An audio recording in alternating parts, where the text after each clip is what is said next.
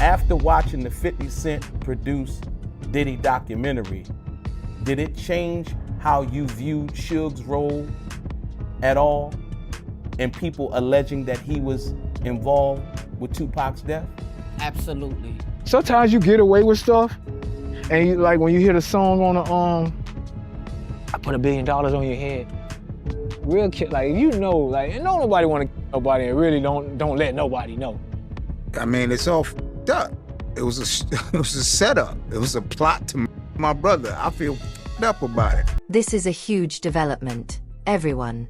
According to 50 Cent, the FBI was not only watching Sean Diddy Combs for his current crimes. They were quietly closing in on him because of something, music, much darker.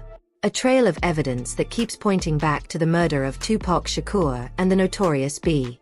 In this video, we are going to break down some of the latest revelations in the case from Diddy's closest allies like Kirk Burroughs and Gene Deal, and even Tupac's own family, his brother Mop and cousin Jamala. Both of them were extremely close to what was happening. Tupac and Biggie were once close friends, both rising fast, both changing hip-hop forever, but they were killed at the height of their fame, just 6 months apart. Music. Now, people who were actually there are speaking out. Tupac's cousin, former Bad Boy artist Mark Curry, former LAPD detective Greg Kading, and even a former Crips member all share parts of the same story. Tupac's death was planned by someone, and according to Kirk Burroughs, a co-founder of Bad Boy Entertainment, Diddy was responsible for the shooting that tragically took Tupac's life. 4 years, no one was charged, and the story became an urban legend. People made documentaries, wrote think pieces about the mystery, and now it appears the FBI is finally closing in on the truth. The dominoes started falling in 2023 when Dwayne Keefe D. Davis was indicted for Tupac's murder. Former LAPD detective Greg Kading says something chilling in the documentary. It's really Keefe D. and Puffy Combs who are the last men standing. Music. During a recorded session with investigators, Keefe D. made shocking claims. Music. He said that about a year before Tupac's death, Diddy stood in a room full of Crips and openly said he wanted Tupac and Suge Knight dead. Keefe D. also claimed Diddy later offered $1 million for it to happen. Claims that there is this ongoing conversation. It happens on 3 different occasions, but most specifically when he and Puffy are at this place called Greenblatt's Deli on Sunset. And they're there, things have spiraled out of control. Puffy's really concerned about, you know, the welfare of his safety. And he tells Keefe D, man, I just need you to take care of this situation with Suge and Tupac. It's out of control, you know. Tupac's on vinyl talking about kill kids when they grow up, and you know, it's just it's just become this really serious conflict. And he says, I just need you to take care of him, and Keefe D's like, that's no problem, you know, that's what we do. And so an agreement was made according to Keefe D for an amount of money, and they kind of just let it go at that point in time. But of course, Keefe D knows in the back of his mind, this is what Puffy wants done. And they all end up out in Las Vegas. Suge's out there. Well, before you say that, there's a couple things I want to talk about about Vegas. So when you say that Keefe got offered an amount of money, according to him, was there a dollar amount? Yeah, so there was a dollar amount. But I think that, you know, the nuances of this conversation are that, like, man, I'll give you $1 million, whatever it takes. You know, it's like exaggerated speech. But of course, when we interview Keefe D, he's like, yeah, that's what the agreement amount was, $1 million.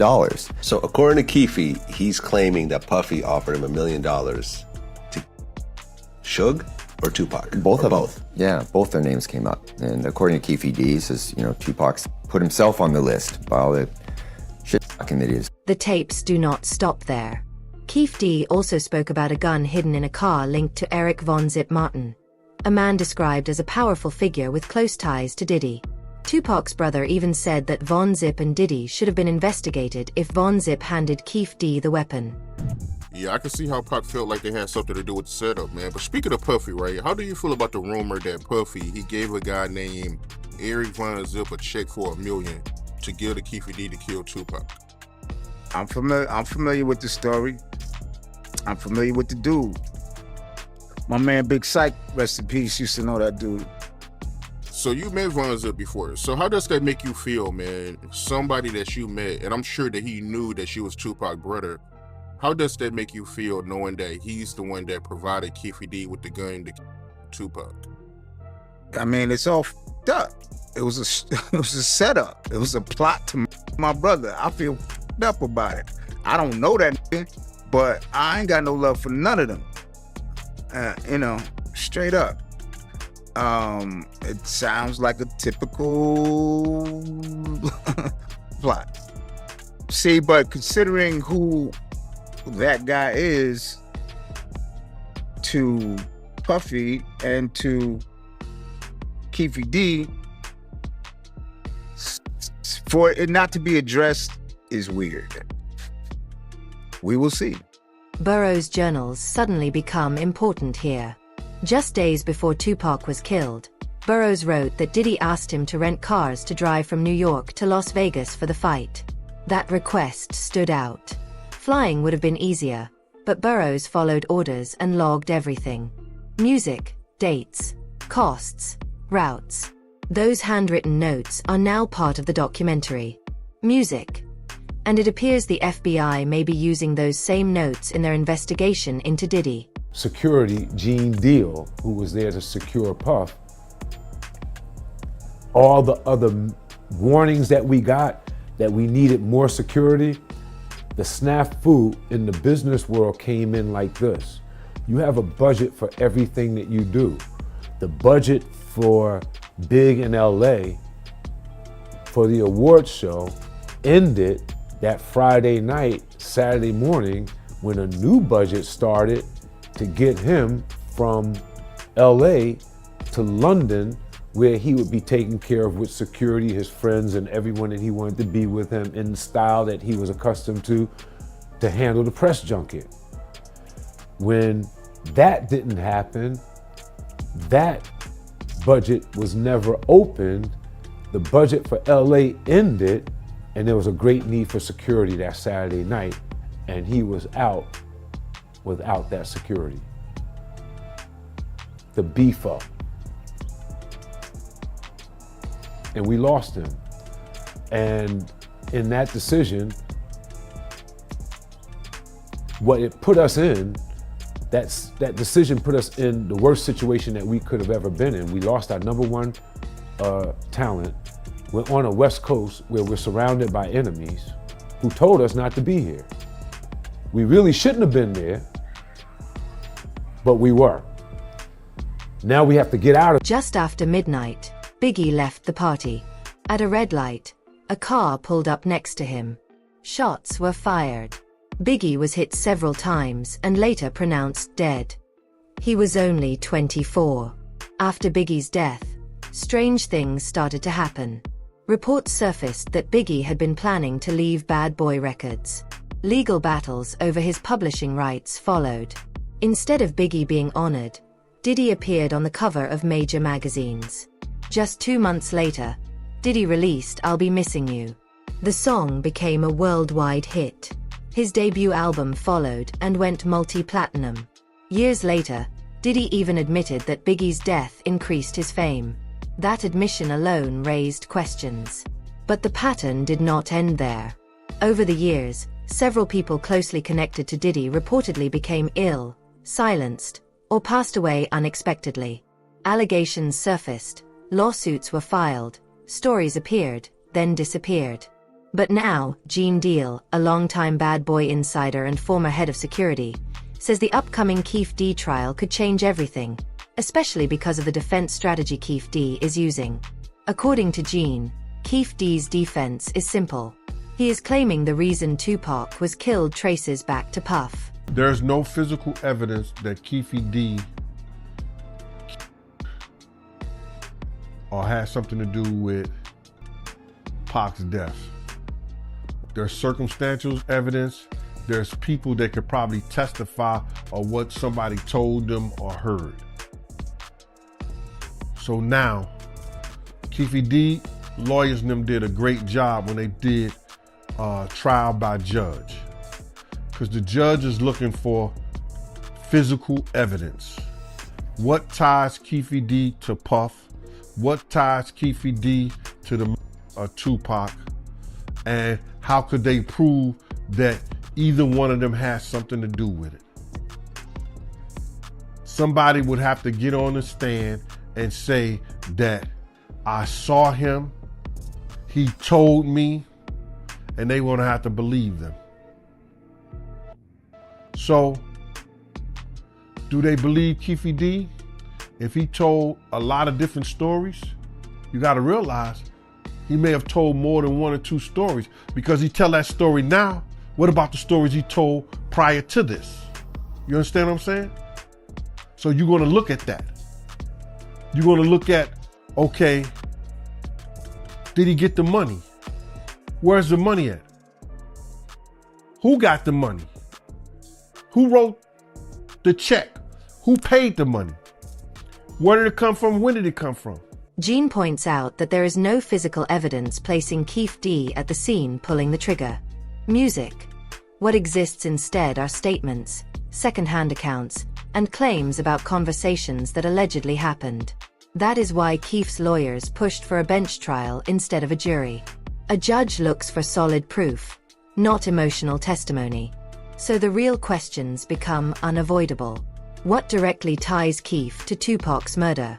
Well, for one, Keefe himself has admitted involvement in Tupac's death. Keefe D's claim was an informant in 1997 who told investigators that Puffy had hired the Southside Crips to both Suge and Tupac, and that the Crip who was jumped at the MGM was in the group that had done the hit, and that they originally were going to do it at Suge's Vegas nightclub, but then decided to do it right away instead of waiting.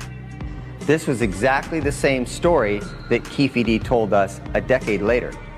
Very few people know that immediately after Tupac is shot and that white Cadillac is fleeing, one of the death row entourage, a guy named Alton McDonald, known as Buntry, chases after the Cadillac, and a second shooting takes place between the two vehicles. Alton McDonald's car is struck. In fact, within the Las Vegas murder files, there's a document that indicates that Alton McDonald's car had been struck by a bullet that night. Yeah, and he even said that, like, in retrospect, that was probably the best thing that could have ever happened to Puffy. By Zip stealing the money, now Puffy isn't connected to that shit. Or else it would have been like a murder for hire or something, you know what I'm saying? The FBI said it was just Zip. So the FBI told you the same thing. They said he was thing. a dirty motherfucker, yeah. So the FBI told you that Zip kept that money as well. They said Zip's a dirty motherfucker. Everybody crossed you. You're the last one to know everything, even lawyers, your friends, everybody you cross. Gene says the only way this case truly comes together is if someone takes the stand and says, I heard this conversation. I saw this exchange. I know where the money came from. But even that is not easy. Keefe has told different versions of his story over the years. And when someone changes details, every earlier statement gets re-examined. Prosecutors have to explain why this version should be believed over the others. Gene says that if investigators could prove money moved from Diddy through middlemen and ended up connected to Keefe D, and if the people involved confirm that story, then everything changes. Gene has long claimed that Diddy and Pac were not on good terms. And this is something even Tupac's cousin Jamala Losine has recently confirmed. So I run into Suge. Pac had the fight with Orlando Anderson. He come upstairs to the hotel room. First of all, when we get to Vegas, right, he flipped on me. He like, yo, move. Cause I'm thinking when we get to Vegas, we're gonna turn up, it's gonna be all lit. But once we get there, he turned on me. Like, nah, Moo, I don't want you coming out. You and Kadada stay in the hotel and so forth. So I'm feeling the way. I'm like, oh, shit, ain't this, like, how you gonna bring us out here? Now we gotta stay in our rooms. So I'm rebellious, right? So I'm being rebellious, right? So Suge Pop comes in the room. He's talking about how he just knocked out some dude. I don't know who the dude is. I didn't know later that this is Orlando Anderson, the head of the Crip and all this crap. You know what I mean? So when Pop come in the room talking about it, I'm like, oh, word, say word, Pop. So he changed. That's when he changed from the orange button-up shirt that he had on, and he put on the green like basketball jersey type of shirt, right? So at this point, he's looking for the Outlaws. He don't know where they at. And he's telling me and Kadada to chill in the room. You know, everybody is there outside, they wilding. It's Robert Wayne time. And again, showing his protection for us, he recommend that we stay in the room. But I came out the room anyway and ran into Suge. And when I ran into Suge in the elevator, he in there with his girl, right? So I'm like, yo, Suge, I know you heard how Pop knocked out homie.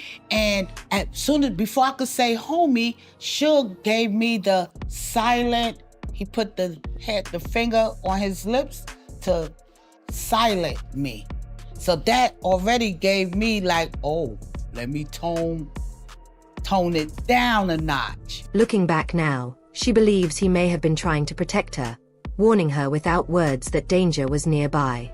She also remembers how Tupac acted that night. Full of adrenaline, loud, intense, but still protective. He told her and Kid Ada Jones to stay in the room. Kid Ada, his fiancée at the time, stayed calm and composed, supporting him without adding to the chaos. Jam Allah confirmed something many people doubted for music years. Tupac truly planned to marry Kid Ada. He had plans for homes, family, business, and a future beyond death row. Tupac wanted out. This could be a week or two prior to us going to Vegas, right? So we in the kitchen and Pac is on the phone. I'm in the kitchen, Pac is in the kitchen. And the Outlaws, everybody scattered throughout the house, but Pac is on the phone, and this is what I seen with my own eyes. And Pac is going bananas, yo. He's wilding out. He's cussing out Death Row. Whoever, he didn't say, he just on the phone with somebody from Death Row camp. And he's going bananas. And all I hear him saying and screaming out is his masters, his masters. Yo, my brother head was sweating. He had veins popping out his neck, his head. He was at 10. And at that moment, I was scared. You know why? Because I thought that death was coming to the house to knock us all out. You know what I mean?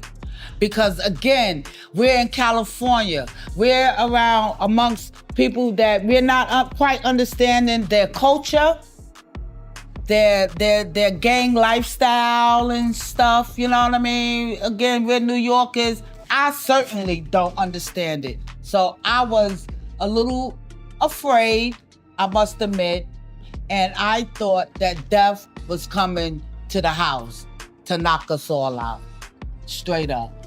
And so when you see Tupac on the phone, had you ever seen him like that before?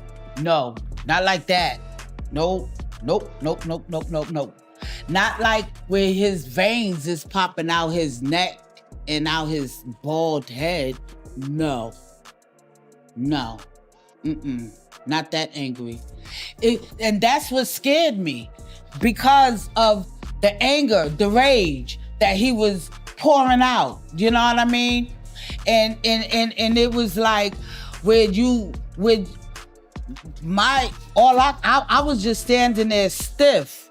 I didn't even want to walk past him while he's on the phone. It's like, let me just stand here until he get off the phone, because he was, like I said, he was at 10 and he was pissed off. Was it because he planned on leaving Death Row and starting another rival label to Bad Boy? It is certainly a theory, and one that his own cousin seems to believe. These are not accusations from people chasing money or fame. These are credible accounts from people who were close to the situation. Music. And some of the most damaging claims against Diddy come from one of his former artists, Freddie P. Music. He believes Diddy set Pac up. You believe that Diddy had something to do with Tupac? Anybody with common sense, no. Anybody with common sense, no. It's kind of like the John Gotti situations, right? So Gotti kept for so long, we knew who Gotti truly was. The Paul Castellano situation, that's his name, right? You know who took out the boss. Carmichael, I think that's his name, whatever. You know, but you can't prove it. We know of Puffy indiscretions. We knew he killed Tupac. It was only, it didn't make sense for nobody else to kill Tupac. And for so many years, so many people tried to spin the narrative and was saying it was Suge, but if you was in the streets, you knew it wasn't Suge. Because you in the streets, you gonna know somebody that knows somebody from that side who's reputable, whose word that you can trust and honor. They gonna spread the word. So we knew that it wasn't Suge because of what we heard Suge went through after. If you know, you know. Like if you don't, you don't. So Suge basically was affected by the Tupac shit, real bad. You get what I'm saying? He loved him like a brother. And I don't really think Suge probably loved nobody else like he loved Tupac. And I'm gonna keep it real. That's the way it was brought back to me. From street niggas inside a car in LA. So,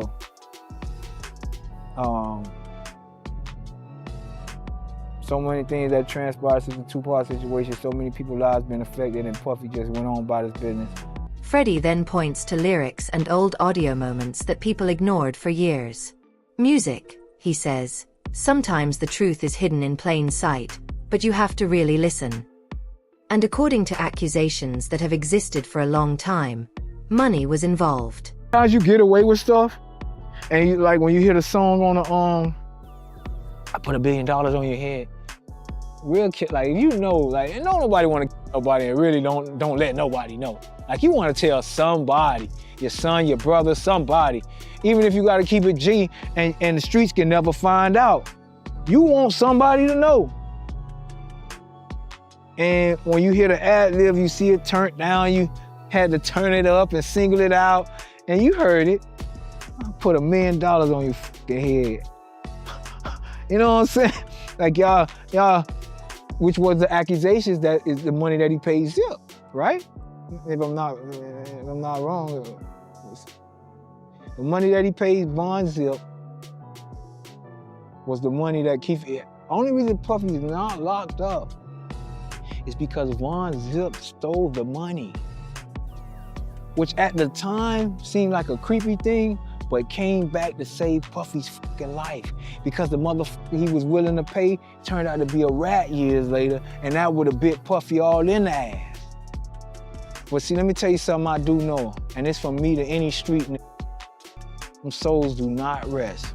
And that's what I want to tell Puffy, Boosies, all the people we know, they don't rest, bro. You see, shit just won't get right up. We just got so, that day you just waiting on that knock on the door because them souls don't rest, bro. And we was misled, a lot of us was misled to hurt each other and be, be kingpins and guns and gangsters. Now, it looks like there will be more attention on Keef's trial than ever this August, and we will be covering it for you with all the latest updates. Will you be watching the trial? Let us know in the comments. Videolytics Tools.